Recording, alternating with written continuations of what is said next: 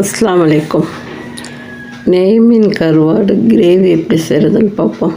அதுக்கு முதல்ல ஒரு பாத்திரம் அடுப்பில் வச்சு அதில் எண்ணெய் சேர்த்து எண்ணெய் சூடானோடனே அந்த கருவாடு நல்லா சுத்தம் பண்ணி அந்த கருவாடு அந்த எண்ணெயில் போட்டு நல்லா வறுக்கணும். நல்லா வாசம் வர்ற வரைக்கும் வறுத்து விடணும்.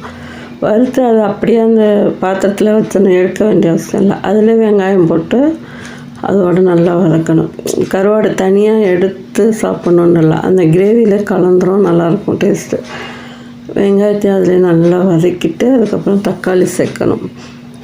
வெங்காயம் கொஞ்சம் வதங்கினதுக்கப்புறம் தக்காளி சேர்த்து அதுக்கப்புறம் என்ன மசாலா கொடுக்கணுமோ அந்த மசாலாலாம் கொடுக்கலாம். இந்த நெய் மீன் கருவாடு கிரேவி நல்லா சுருக்குன்னு நல்லாயிருக்கும். நெய் மீன் கருவாடுன்னு கடையில் கேட்டோம்னா தருவாங்க. நம்ம எல்லா கருவாடுலையும் இதே மாதிரி செய்யலாம். இதே மெத்தடில் நெத்தியில் கருவாடில் செய்யலாம், எல்லா கருவாடுலையும் செய்யலாம். நெய் மீனும் கொஞ்சம் டேஸ்ட்டாக இருக்கும், அவ்வளோதான். கொஞ்சம் மற்ற கருவாடோட டேஸ்ட் கொஞ்சம் நல்லாயிருக்கும். உப்பு கொஞ்சம் கம்மியாகவே போட்டுக்கணும், ஏன்னா ஏற்கனவே கருவாடுலேயும் உப்பு இருக்குது. நல்லா சுத்தமாக கழுவிட்டோம், இருந்தாலும் அந்த உப்பு இருக்கும். போட்டு மிளகாத்தூள் அவங்க காரத்துக்கு தகுந்த மாதிரி போட்டு மஞ்சத்தூள். இதுக்கு வேறு எதுவும் மசாலா கிடையாது. கொஞ்சம் பச்சை மிளகா போட்டு அப்படியே நல்லா வதக்கி விட்டு தண்ணி சேர்க்காம இந்த தக்காளி வெங்காயத்தில் உள்ள தண்ணியை போதும், ரொம்ப தண்ணி சேர்க்க வேண்டியதில்லை. தண்ணி சேர்க்காம அடுப்பை மீடியமாக வச்சு நல்லா கொஞ்சம் ஸ்லோவில் கூட போட்டுடலாம். போட்டு மூடியை போட்டு வச்சிட்டோம்னா அது பாட்டுக்கு வெங்காயம் கொஞ்சம் அப்படியே எண்ணெயில் கரைஞ்சி வேகும்.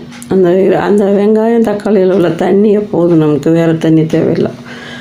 அது அப்படியே கொஞ்சம் அப்படியே ஸ்லோவில் போட்டுடணும்.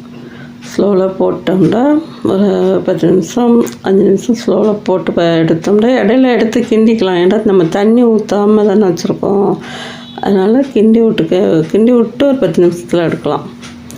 எடுத்தோம்னா கருவாட்டு கிரேவி ரெடி ஆயிடும். இப்போ கிண்டி விட்டு வச்சாச்சு. மறுபடியும் ஒரு 5 நிமிஷம் கழித்து எடுத்தோம்னா சூப்பரான கருவாட்டு கிரேவி ரெடி ஆகிடுச்சு. இது நல்லா சாம்பார் சாதம், தயிர் சாதம், ஒரு சிலர் அப்படியே இதே சாதத்தில் போட்டு பிசைஞ்சு சாப்பிட்லாம். எல்லாமே நல்லாயிருக்கும். பிடிச்சிருந்தா சப்ஸ்கிரைப் பண்ணுங்கள், ஷேர் பண்ணுங்கள், லைக் பண்ணுங்கள், கமெண்ட் பண்ணுங்கள். அஸ்ஸலாமு அலைக்கும்.